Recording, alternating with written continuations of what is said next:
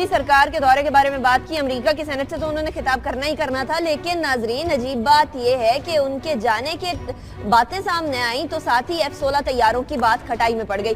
पाकिस्तान को अमेरिका ने 8 F-16 तैयारे देने थे, जिसके अंदर से 70% जो अदायगी है पाकिस्तान ने करनी थी और बाकी अमेरिका ने। लेकिन अब अमेरिका ने शर्त ये रख दी है कि $70 करोड़ पेशगी देंगे तभी आपको ये तैयारे मिलेंगे और पाकिस्तान को अपनी दिफाई सलाहियत आगे बढ़ानी ही बढ़ानी है, इसलिए F-16 तैयारे तो लेने ही है। फारूक साहब, ये क्या हुआ एकदम से? क्विकली क्लैरिफाई करूं कि $70 करोड़ जो उनकी मालियत है 8 F-16 की, इसमें से 43 करोड़ अमेरिकन ने कहा था वो हमें ग्रांट के तौर पे देंगे और हमने जो पेमेंट करनी होगी वो है $27 करोड़। एक तो मैं ये बात क्लैरिफाई कर दूं।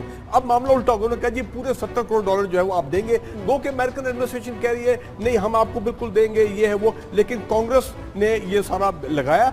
बल्कि दूसरी जो बैन एक और इम्पोज किया कि $75 करोड़ जो पाकिस्तान को मिलिट्री एड मिलनी थी और वो भी उन्होंने कहा जी उसको होल्ड पे डाल दिया। ठीक, अब हुआ क्या, मैं समझता हूं ये कामयाबी है इंडियन लॉबी की, वहां पे ये कामयाबी है ज्यूइश लॉबी की, ये कामयाबी है हमारे जैसे जो पाकिस्तानी कुछ लोग बैठे हैं वहां पे, हुसैन खानी टाइप लोग, ये उन लोगों ने जो सारा किया है। और ये वेलकम मैसेज है टू प्राइम मिनिस्टर मोदी के, देखें आपके आने से पहले हमने इतना बड़ा कदम उठाया है, ठीक है ना जी, और पाकिस्तान के जो इंटरेस्ट के खिलाफ जाता है। जाहिर बात है हमारी जो एम्बेसी वाशिंगटन डीसी में उनकी भी बड़ी नाकामी है, क्योंकि उनकी भी जिम्मेदारी बनती है कि वहां पे लोकल जो ये लीडर है पाकिस्तानी कम्युनिटी के साथ मिलकर एम्बेसी का काम बनता है कि वो उनको पेनिट्रेट करते हैं, उनको इन्फ्लुएंस करते हैं डिसीजन मेकिंग को। उसमें भी हमारी एम्बेसी, हमारे एम्बेसडर और पाकिस्तानी कम्युनिटी वो भी नाकाम हुई है।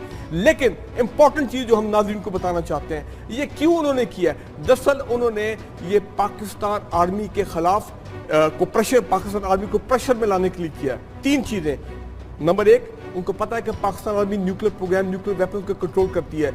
इस वक्त अमेरिकन के दरमियान दिमाग में नंबर 1 चीज ये है कि इस न्यूक्लियर प्रोग्राम को कैसे रोल बैक किया जाए, आर्सेनल को कम किया जाए।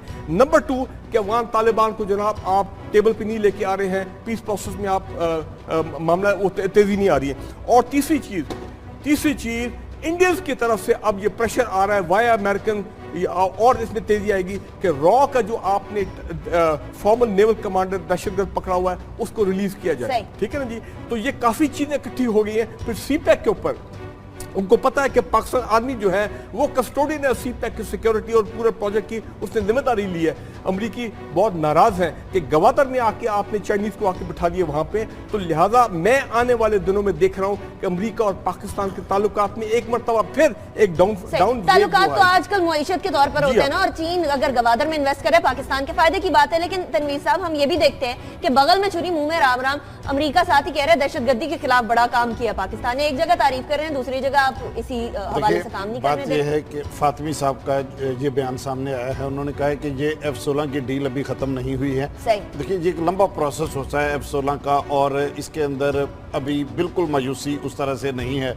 बात यह है कि F-16 का पाकिस्तान में जो दहशतगर्दी के खिलाफ जंग है उसमें अहम रोल है। इसके जरिए से दहशतगर्दों को निशाना बनाया गया है और भारत का ये तासुर गलत है कि ये F-16 इसलिए लिए जा रहे हैं कि उससे भारत को निशाना बनाया जाएगा और भारत के खिलाफ ये इस्तेमाल होंगे, और इस तरह से वो लॉबिंग कर रहे हैं और अमरीकियों को ये यकीन दिलाने की कोशिश कर रहे हैं। हैरानगी इस बात पे है कि पाकिस्तान की सिविलियन हुकूमत जो है वो भारत की सिविलियन हुकूमत के साथ एक पाक भारत ताल्लुकात को मामूल पे लाने की कोशिश कर रही थी।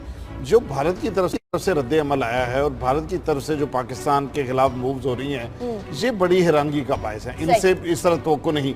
हम अमरीकियों की ये मजबूरी समझते हैं कि 8 जून मोदी जाने वाले हैं, उससे पहले ज़रा इंडिया को खुश करने के लिए वो ऐसे कई और इकदाम भी कर सकता है। और वो सारे फैक्टर्स जिनका जिक्र फारूक साहब ने कहा, अब पाक अफगान ताल्लुकात के हवाले से, दूसरे इशूज़ के सीपैक के हवाले से, वो भी अपनी जगह हकीकत रखते हैं। लेकिन अगर पाकिस्तान को F-16 तैयारे नहीं मिलते तो पाकिस्तान की जो सलाहियत है दहशतगर्दी के खिलाफ जंग में, इसमें फर्क आएगा।